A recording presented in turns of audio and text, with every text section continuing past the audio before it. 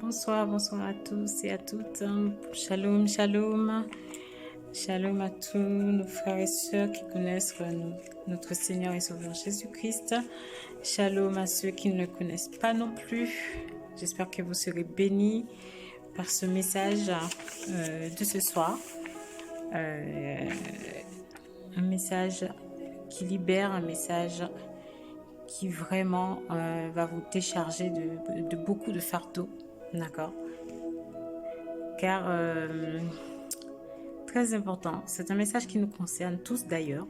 Nous aurons tous à un moment donné dans notre vie, dans notre parcours sur cette terre, à confronter cette situation, à devoir pardonner à quelqu'un, à devoir pardonner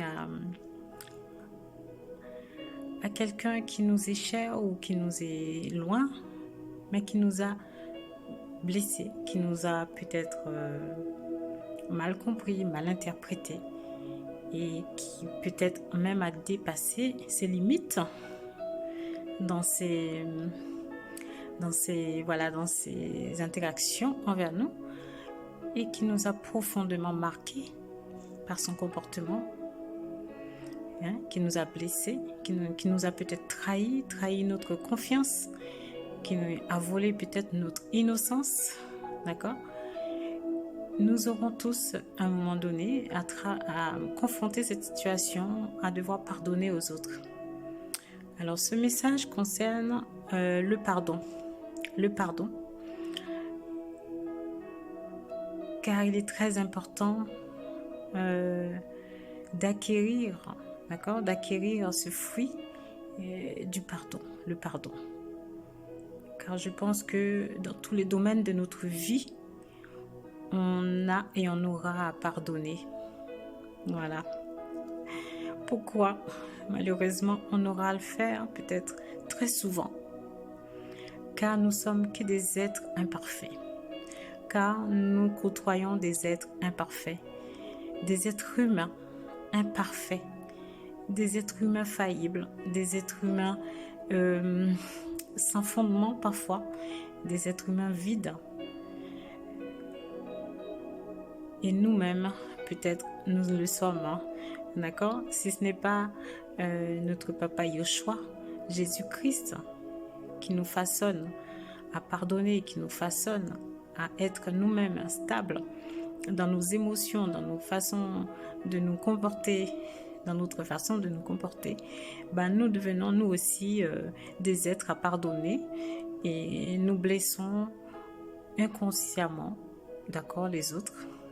Et nous avons aussi besoin souvent de leur pardon. C'est pour ça que nous aborderons ce sujet ce soir, le pardon. Voilà mes frères et sœurs.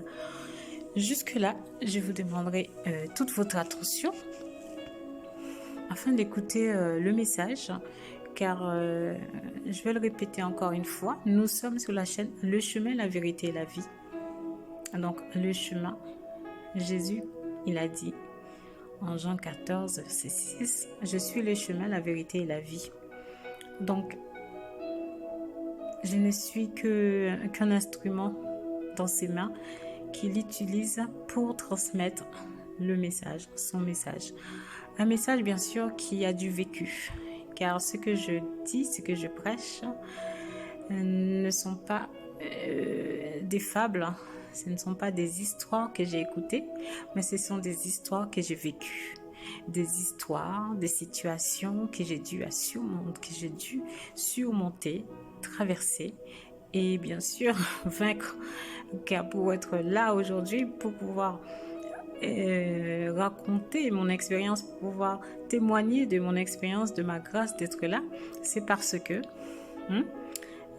avec Yoshua, j'ai pu surmonter la situation, j'ai pu surpasser, y compris, j'ai pu comprendre, voilà, mon rôle et pourquoi je dois pardonner, pourquoi je demande à ce qu'on pardonne, pourquoi je conseille à ce qu'on pardonne, à ce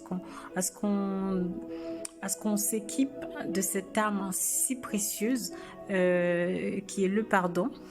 Il faut le mettre comme un rouge à lèvres, comme une Bible, si c'est la Bible qui est plus précieuse pour toi, comme un stylo que tu auras besoin peut-être partout pour écrire une note. Il faut déposer cette arme du pardon dans ton sac, mon frère, ma soeur, mon inconnu qui ne connaît pas encore, qui m'écoute là ce soir. Il faut prendre cette arme du pardon, le pardon, et tu le déposes dans ton sac, car tu en auras besoin à tout instant pour pouvoir l'utiliser, d'accord? Et laisser repartir l'autre librement et toi continuer ton chemin librement également. Voilà. Ce soir, nous allons soumettre ce message entre les mains du Seigneur, car c'est lui qui peut tout, c'est lui qui nous inspire, c'est lui qui sauve, c'est lui qui parlera à travers de ce message. En fait, je soumets le message pour qu'il puisse prendre le total contrôle de tout ce qui va être dit, via cette vidéo, via ce message, afin que ce message puisse vous parler à vous-même dans vos situations, puisse vous toucher à vous-même, puisse vous encourager également à faire de même, à mettre en pratique la parole, car ce ne sera pas juste de vous parler du vécu, mais ça sera aussi accompagné des passages de la parole qui est dans la Bible, la parole d'Élohim, la parole d'Élohim, dont actuellement on dit Elohim signifie Dieu dans le langage actuel français. Donc nous nous accompagnerons tous ces exemples, tous ces passages, tous ces messages, voilà, toutes ces situations, tous ces exemples de passages bibliques concrets que le Seigneur lui-même nous recommande de mettre en pratique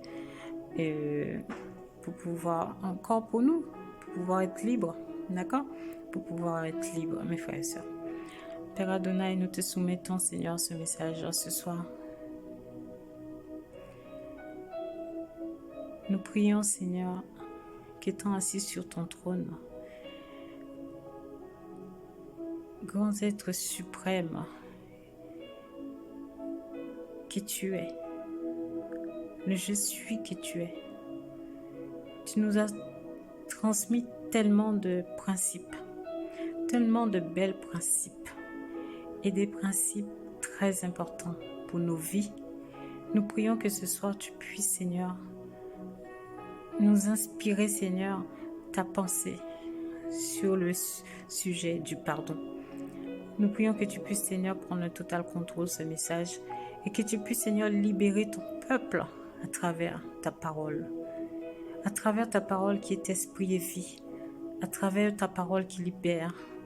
À travers ta parole qui délivre et qui sauve, Papa. Il n'y a que toi qui peux sauver, Papa. Je m'humilie devant ta face. Je te donne mes membres, Seigneur, afin que tu puisses les utiliser à ta volonté pour parler de toi. Oui, Seigneur, que seule ta volonté soit faite ce soir. Prends le total contrôle et bénis ton peuple. Ainsi moi, au nom de Yeshua, Jésus-Christ de Nazareth, le vainqueur à la croix de toute situation, au nom de Jésus-Christ. Amen. Voilà mes frères et sœurs, voilà. Donc, comme je viens de le dire, nous allons parler du pardon. Alors, le pardon, c'est un instrument, c'est un principe dont je peux qualifier aussi d'arme spirituelle que nous aurons besoin, que nous devrions utiliser à tout instant dans les domaines de nos vies, dans les situations de nos vies, dans nos rencontres, dans nos échanges avec autrui, d'accord, quel que soit tes enfants, quel que soit ton mari, quel que soit ta famille, quel que soit tes amis, quel que soit un inconnu tout simplement. Il faudra déjà t'armer, t'équiper de cet instrument qui est le pardon, car tu es face à un être faible, tu es face à un être faillible, tu es face à un être déjà qui ne sait pas t'étudier toi, qui ne te connaît pas intérieurement et qui est prêt à te juger, d'accord? L'être en face de toi te regarde, te juge et te définit dans sa façon à lui de penser, de faire les choses et de croire. D'accord? Donc, cet être faillible en face de toi peut avoir un faux raisonnement sur toi, peut avoir une mauvaise façon de te qualifier, de t'identifier. Et dans sa façon de voir, dans sa façon de te voir, il va réagir, d'accord, en fonction de ce qu'il pense de toi.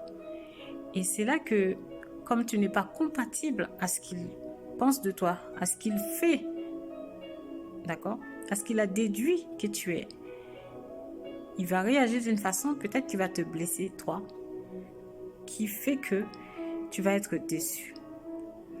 Déçu d'avoir échangé avec lui, déçu de l'avoir connu, déçu d'avoir perdu ton temps pour le côtoyer. Et c'est là que le Seigneur va te dire: hé, ma chérie, mon chou, prends ton arme du pardon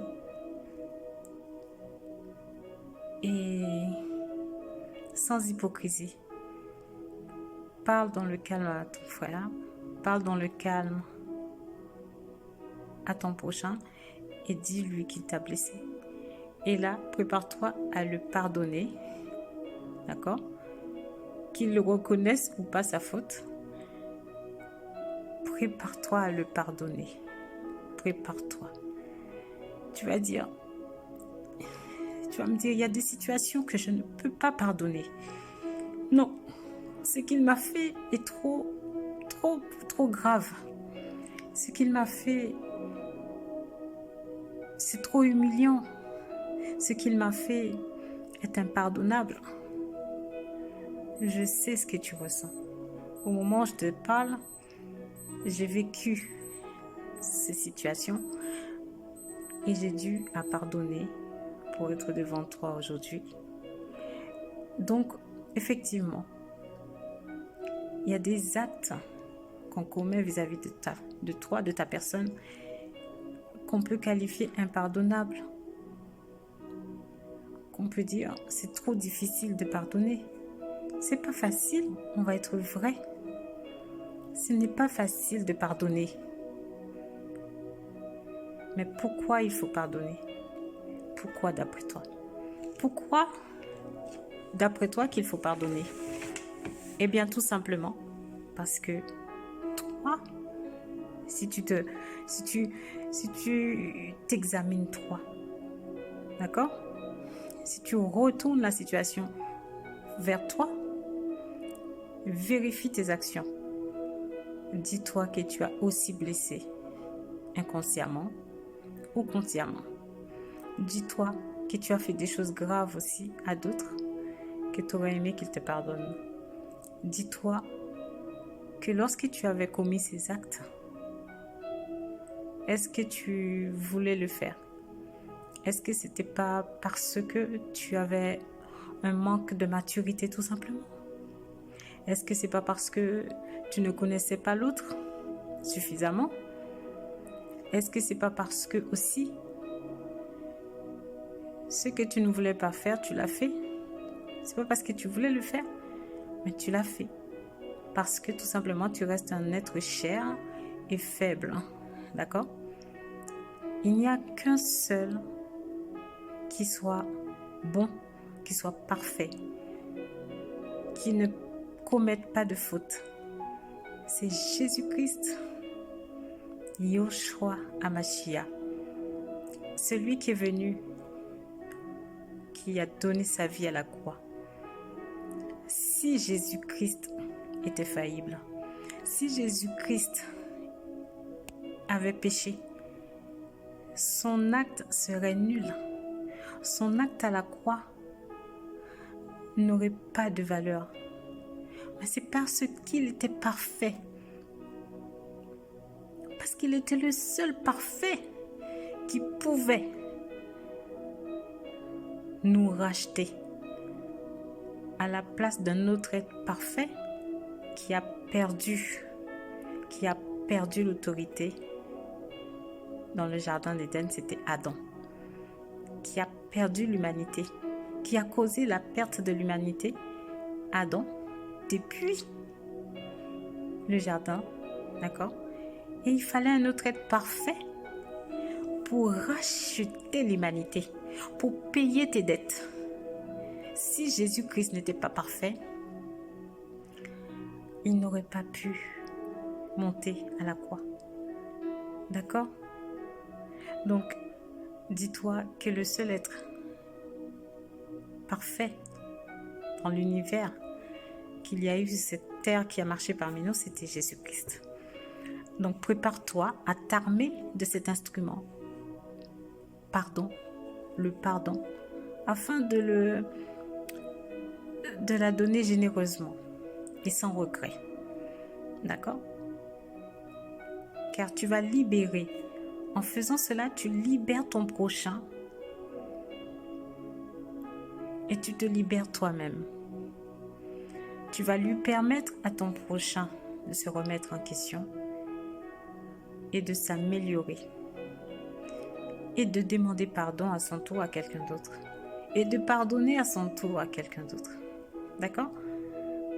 Donc le pardon, c'est un instrument puissant que Yoshua, parmi d'autres instruments bien sûr, il y en a plusieurs, le fruit de l'esprit, que Yoshua nous a laissé afin de l'utiliser pour fonctionner dans la marche, pour fonctionner dans nos vies quotidiennes, tout simplement, dans nos vies quotidiennes. C'est comme si tu vivais chaque jour, tu as besoin d'eau. Tu vois l'eau? Ou manger, hein? Mais je parle d'eau. Je vais prendre l'exemple de l'eau. Tu as besoin de cette eau. Tu as besoin d'avoir une bouteille d'eau sur la table. Tu as besoin de savoir que dans le robinet, quand tu vas l'ouvrir, ça coule de l'eau. Parce que tu as soif dans la journée à plusieurs reprises. Ou tu as besoin de l'eau pour faire quelles que soient les petites choses que tu as besoin, que ce soit pour le bain, que ce soit pour la cuisine, que ce soit pour laver les légumes, que ce soit pour laver des vêtements. Tu as besoin de cette eau sous ta main tous les jours. Donc le pardon, c'est pareil. Il faut t'équiper de cet instrument important, spirituel, qui est le pardon, pour pardonner à ton prochain. Car c'est un être faillible. C'est un être faible. C'est un être aussi qui est face à toi, qui ne te connaît pas, qui essaye de te décrypter, de te définir, mais il n'a pas, heureusement d'ailleurs, hein, s'il avait dans un livre tout ce que tu es, sur quel bouton appuyer pour fonctionner avec toi, ça serait violer ton intimité, ça serait violer ta personne, ça serait violer ton libre arbitre. Mais il ne l'a pas car Yoshua t'aime. Il ne l'a pas car le seul qui doit te lire, le seul qui doit te connaître exactement, c'est ton Créateur, c'est Jésus-Christ. Donc oui, ton prochain a droit à l'erreur.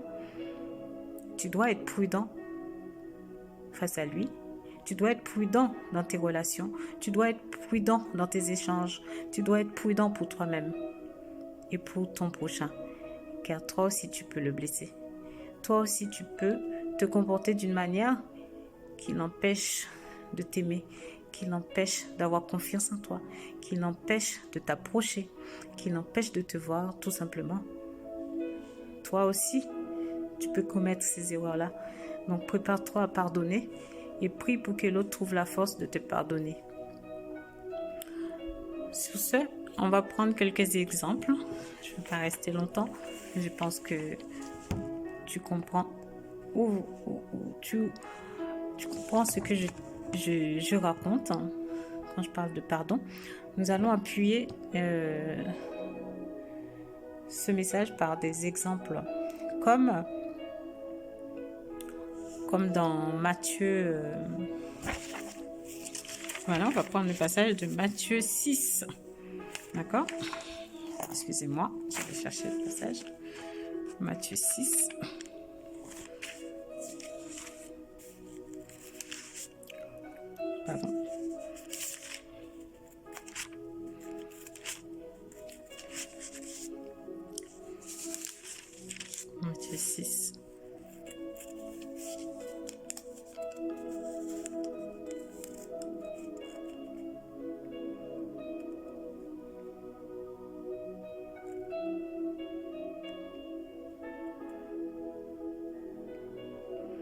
Matthieu 6.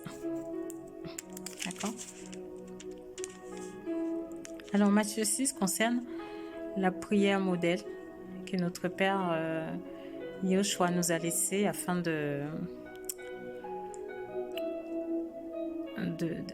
d'avoir une direction, tout simplement, de comment prier. D'accord. Et dans Matthieu 6, on va commencer Matthieu 6, verset 9. Voici donc comment vous devez prier. Notre Père qui est aux cieux, que ton nom soit sanctifié, que ton règne, que ton royaume vienne, que ta volonté soit faite, comme dans le ciel, aussi sur la terre. Donnez-nous aujourd'hui notre pain qui nous suffit chaque jour, et pardonnez-nous nos fautes, comme nous aussi, nous les pardonnons à nos débiteurs. D'accord? Ne nous mène pas en tentation, mais s'il te plaît, délivre-nous du mal. Car c'est à toi qu'appartiennent dans tous les âges le règne, la puissance et la gloire. Amen.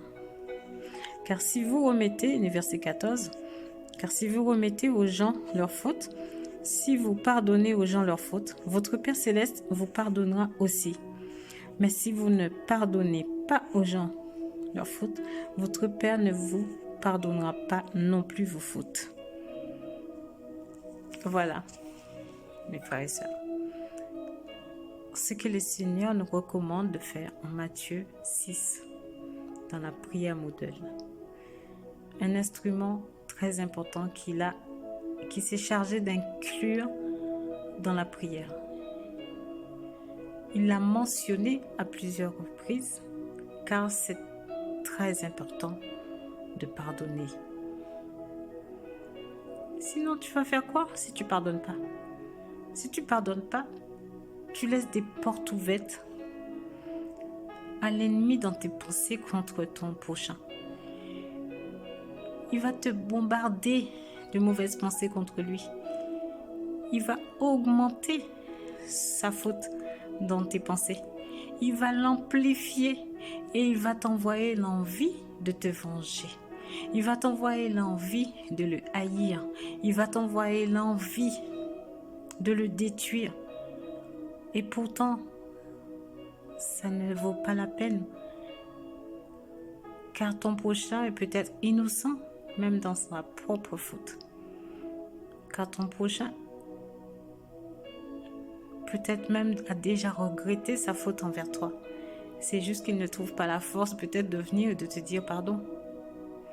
C'est pour ça qu'il est bon parfois, mais très souvent, d'aller au pied du Seigneur Jésus-Christ et de lui dire, Seigneur, un tel m'a fait telle chose. Éclaire mon prochain. Éclaire-le, Seigneur. Pardonne-leur. Pardonne-le, Seigneur. Et aide-moi à lui pardonner. Aide-moi à ne voir sa faute comme un rien, s'il te plaît. C'est-à-dire, tu remets cette justice entre les mains du Seigneur. Il s'en occupera, car il est le seul parfait qui peut mieux juger ton prochain. Il est le seul parfait qui peut mieux correctionner ton prochain. Tu n'as pas besoin de chercher à le correctionner. Tu n'as pas besoin de chercher à l'humilier. Tu n'as pas besoin de chercher à le détruire. Et si tu ne pardonnes pas, c'est ça la porte ouverte qu'il y aura dans tes pensées contre ton prochain, contre celui qui a fauté contre toi. Je ne dis pas que tu dois pardonner à l'aveugle. Hein. Tu vas prier, car ton prochain n'a pas encore reconnu sa faute envers toi. Tu vas prier pour lui, comme il est dit dans la parole. Encore Yeshua nous a laissé dans la parole. Bénissez, priez pour vos ennemis. Bénissez ceux qui vous maltraitent.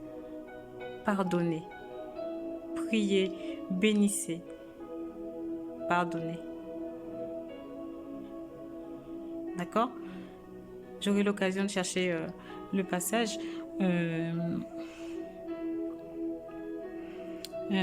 Quiconque demande.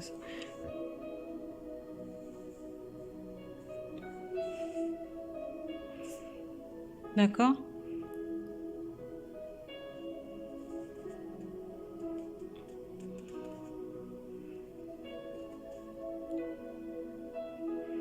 prier pour ceux qui vous maltraitent.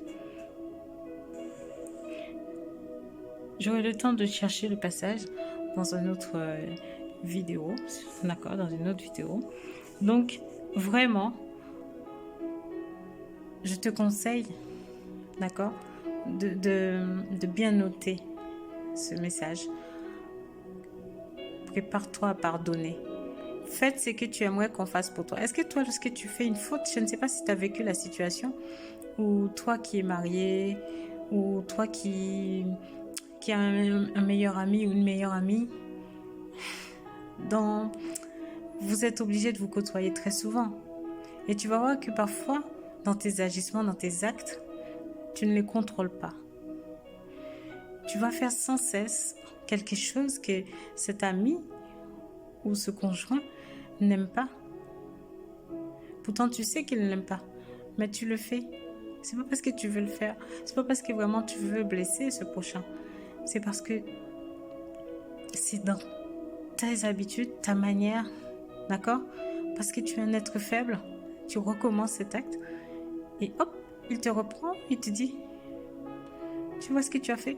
Ou juste avec sur son visage, sur son caractère, tu vois que tu l'as blessé et tu rentres dans l'orgueil et tu dis, mais pourquoi t'es fâché encore là?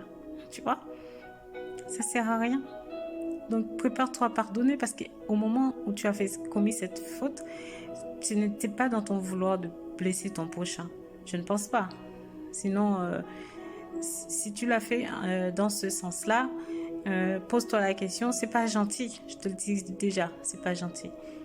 Ne fais pas les choses consciemment, d'accord? Ne fais pas à autrui ce que tu n'aimerais pas qu'on te fasse. Mais si tu l'as fait sans faire exprès, d'accord?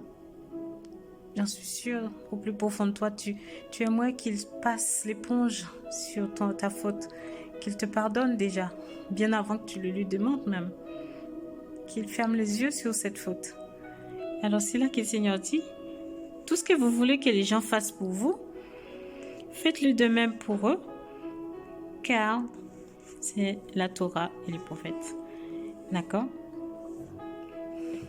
Car c'est la parole. Donc, il faut te préparer à pardonner. Voilà, mes frères et sœurs. Nous allons aussi appuyer un dernier passage. Il y a plusieurs passages. Donc, je vais couper ce message dans cette séquence en 2 parties pour pouvoir l'élargir sur une autre vidéo, car sinon, ça va être très long. Un autre exemple.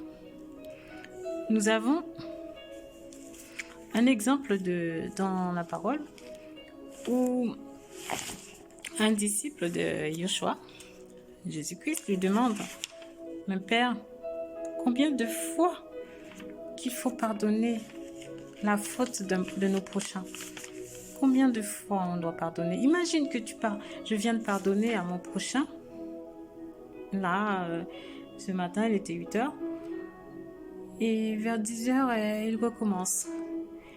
Et après 18h, la même chose. Mais combien de fois dois-je pardonner? Car à un moment donné, je veux bien pardonner, mais quand même, j'ai envie d'arrêter ou me venger. C'est un peu ça, en fait, qu'il voulait dire, peut-être. Mais qu'est-ce que le Seigneur va lui dire? Prenons le passage. Pour ne pas dire des bêtises, nous allons nous attarder sur la parole, qui est la vérité, qui est esprit.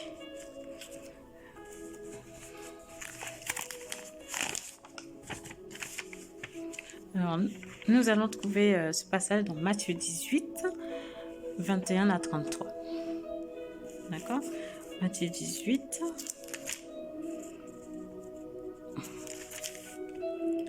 Matthieu 18, 21 à 33.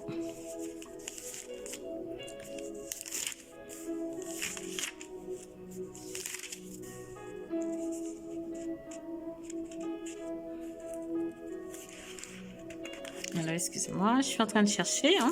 Alors, on va essayer de trouver ce passage. Matthieu 18, 21 à 33. Donc, nous allons le lire ensemble. Si vous avez trouvé, si vous avez votre Bible face à vous. Voilà. Alors, il s'agissait de Pierre, d'accord, qu'on appelle à cette époque Pétros. Alors, je lis. Alors Pétros s'étant approché, lui dit, Seigneur, combien de fois pardonnerai-je à mon frère lorsqu'il péchera contre moi? Jusqu'à 7 fois? Est-ce que tu vois la question de Pierre? Il se dit, oui, c'est bien de pardonner, mais tu m'as pas dit combien de fois, parce que peut-être que Pierre a vécu cet exemple où plusieurs fois, il a déjà pardonné à quelqu'un et la personne recommence sa faute. Donc il va dire au Seigneur, combien de fois dois-je pardonner à mon prochain, à mon frère lorsqu'il péchera contre moi?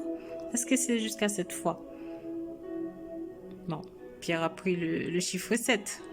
Je pense que c'est parce qu'il sait que 7, c'est un chiffre d'Élohim et qui représente le Saint-Esprit, le chiffre 7.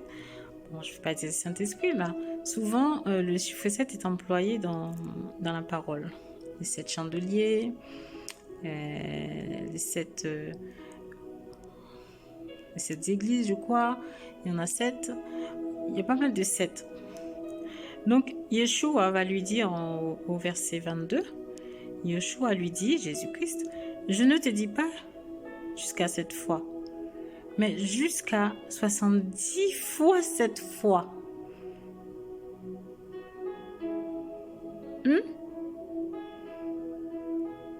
Jusqu'à 70 fois 7 fois. Est-ce que vous voyez la générosité de notre papa? La bonté et l'amour de notre Père. Il nous demande de pardonner jusqu'à 70 fois 7 fois. En fait, c'est en gros pour te dire, la journée va passer, tu n'auras pas fini de pardonner.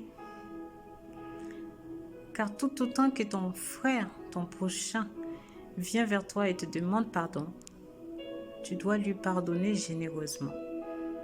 Pardonner et oublier. Ça ne veut pas dire retourner dans la même erreur, lui permettre de commettre la même erreur.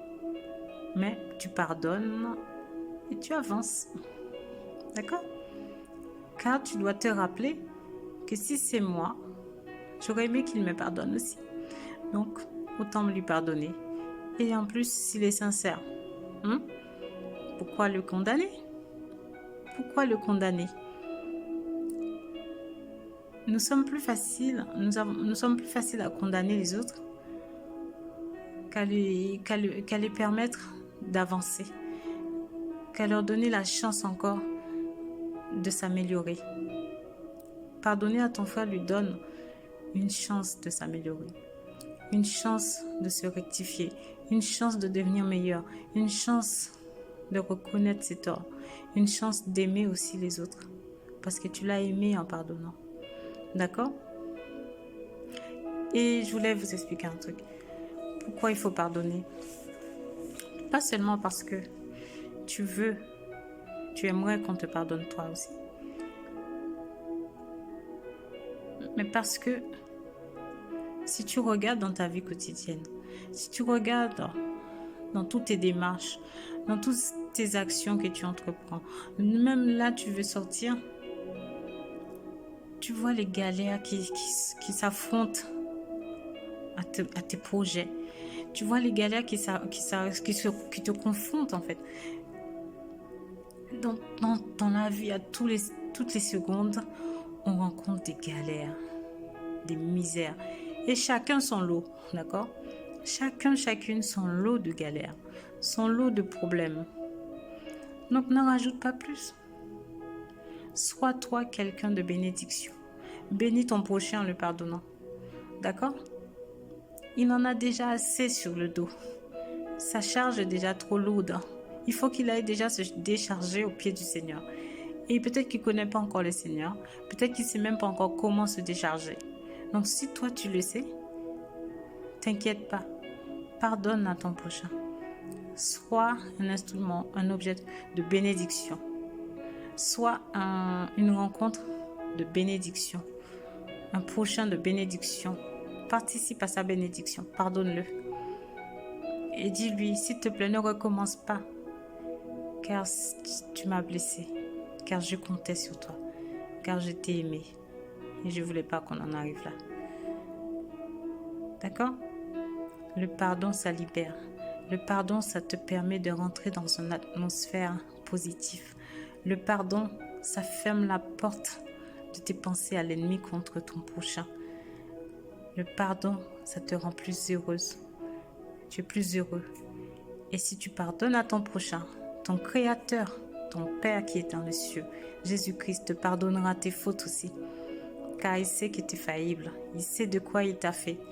Tu es aussi cher. Tu es aussi faible. Tu es aussi imparfait. Tu auras besoin que le Seigneur te pardonne ou que quelqu'un te pardonne. Donc, pardonne. Ton prochain, comme je viens de le dire, il a déjà son lot de galères. Il a déjà... En fait, on est confronté, chaque être humain, à un fouet invisible dans la vie qui nous fouette à toutes les secondes, qui nous fouette à chaque instant dans notre façon d'être, dans notre attitude, dans nos rencontres, dans nos projets, dans nos désirs, dans notre marche chrétienne. Il y a comme un fouet divin, invisible qui est là, femme, qui déjà t'accable afin de grandir en sagesse. Donc, ne te rajoute pas. Si tu peux pardonner, pardonne. Car si tu pardonnes pas, tu rajoutes aussi déjà sur ton lot de galères, plus de galères. Car il faudra que tu penses à la faute de ton prochain. Tu perds ton temps à faire ça. Tu perds ton temps à penser, il m'a fait ci, il m'a détruit, il m'a blessé. C'est vrai, mais toi aussi tu peux le faire et tu sais peut-être mieux le faire que lui. Donc pardonne à ton prochain. Voilà mes frères et sœurs, nous allons nous arrêter ici. Et je vous laisse continuer à lire le passage de Matthieu 18, 21 à 33 en fait, parce qu'après c'est suivi et détaillé d'un exemple très, très concret, très joli, qui nous laisse un peu à réfléchir, qui nous laisse à méditer sur nos comportements, notre comportement individuel à chacun, tu vois. Donc, soyez bénis tous et que le Seigneur vous fasse du bien à travers ce message. J'espère que vous avez tous été bénis et que vous mettriez en pratique et que vous avez compris l'importance de pardonner. Voilà mes frères et sœurs. Que le Seigneur de gloire continue à nous éclairer, à nous rendre sages et à nous donner aussi la force de pardonner. D'accord? Voilà, shalom, ciao, à bientôt.